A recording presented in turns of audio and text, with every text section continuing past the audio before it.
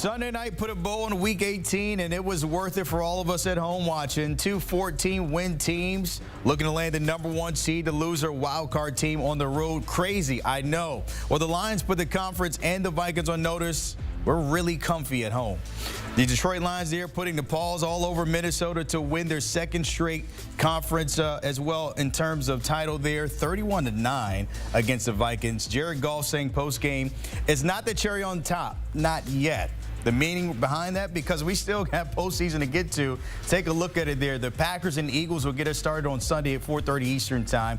The Commanders, Jaden Daniels and the crew from D.C. taking on Baker Mayfield and the Bucs. And then the Vikings, remember, 14 wins. You got to go to L.A., to La La Land, to see the Rams there on Monday Night Football. For more what's ahead, my guy from NFL Today, Nate Burleson, tapping in. And Nate, look, we got quite a matchup on Sunday between the Commanders and Bucs. We just saw it there. Baker Mayfield squares off against sensation in the rookie there, Jaden Daniels. I'm curious, what are you looking forward to most about this game? I'm looking at the two quarterbacks. It's funny because you look at Baker Mayfield and where he was with the Cleveland Browns. Just think back to that rookie season where he broke that rookie record, throwing 27 touchdowns, and he was a sensation, as we were describing Jaden Daniels. And then on the flip side, this year, Jaden Daniels comes in and reminds everybody why he won the Heisman.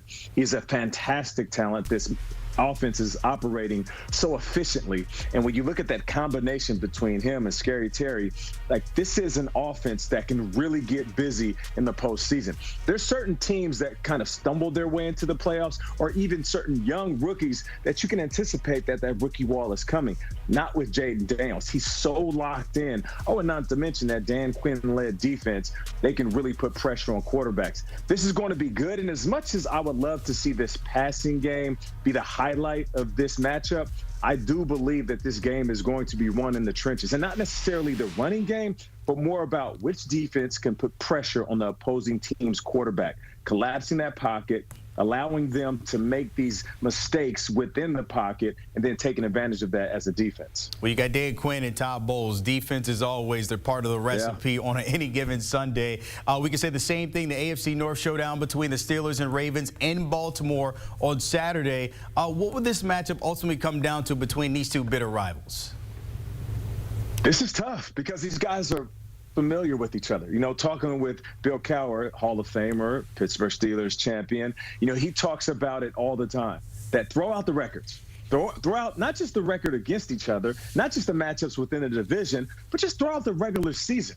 Because they know each other so well, this is going to be old school football. I think what separates these two teams is that one squad can run the ball decently well, which is the Pittsburgh Steelers. When it comes to the Ravens, they can run the ball very well, but then they can throw the ball even better. Now, if Russell Wilson and his offense gets to clicking like we saw at moments this year, and George Pickens gets on the same page, they work inside out from tight end to wide receiver, yeah, we can see this passing game take shape.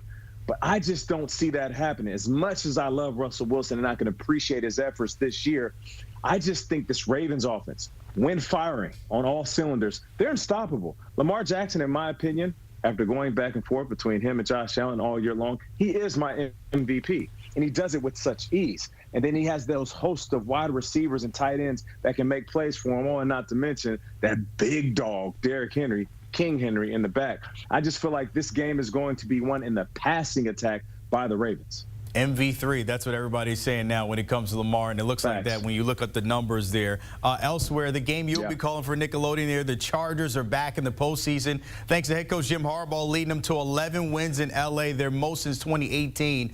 But what intrigues you most about their wild card matchup there against the Houston Texans? Well, being in Houston. As much as, Houston has impressed us over the last couple of years of this introduction of C.J. Stroud, they've kind of stumbled offensively. And now, I get it. They have been banged up all year long. It seemed like there's been one guy out or another. And, it just dates back to Stephon Diggs being banged up. We had Nico Collins going down. Of course, Tank Dell. I mean, these are significant players that add so much value to their offense. So I understand why they struggled a little bit offensively as they closed out the year. But being at home with their home team, That goes a long way.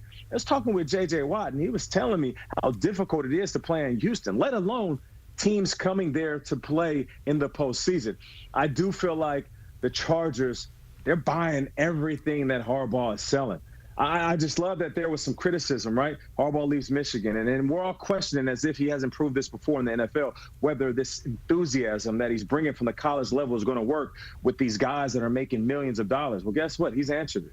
He's answered the simple fact that if I come in with enthusiasm and it's as authentic as possible, these guys are going to follow my lead. I mean, he believes in everything that he says. He goes out there and shows them that he wants to work. He loves the game as much as their star players, and these guys are following suit. They're truly a reflection of their team, but this is going to be a tall task. I'll throw out some of the inconsistencies offensively for the Texans. I do believe, because of the momentum of playing at home and having your crowd behind you, that they're going to show up and show out in this one. It's going to be an uphill battle for the Chargers. Safe to say, though, when it comes to Harbaugh, he's bringing that new energy into L.A. The same way I could say as you're bringing some new energy to Hollywood Squares as the host as well. And I have to ask you, I don't want you to give us any little tidbits about it, but I need your ultimate center square. Who would it be? You know, I was thinking about going with the player for this answer, but I'm going to go with the coach, Dan Campbell. I mean, every time he talks, it's amazing. First of all, he got that super raspy voice because he's just yelling nonstop. But, I mean, his first press conference, my dude said, hey, I'm going to fight, I'm going to cough, I get knocked down, I'm going to get up, I'm biting kneecaps. I've never heard a coach say, I'm going to bite your kneecap. And here's the thing. They've been kneecapping teams all year long. So I'd love to have Dan Campbell as my center square because you just never know what you're going to get. He's a little too competitive. I don't want him kneecapping people above and around him in that square day. I don't know if we can have that. That is true. That is true. You got to get that signed off. As always, appreciate it. Nate Burleson tapping in to give us a skinny on everything in the postseason. And, of course, you can see him Saturday on that Nickelodeon game. It'll be a good one. The Chargers taking on the Texans there. That January 11th at 4:30 Eastern time. Plenty of slime. And, of course, it'll be so much on Nickelodeon. Look at the cast. Patrick Starr, SpongeBob will be there. Dylan, and Dora. Yes, all your favorites on Saturday. Again, January 11th. We are bringing it to you there on Nickelodeon.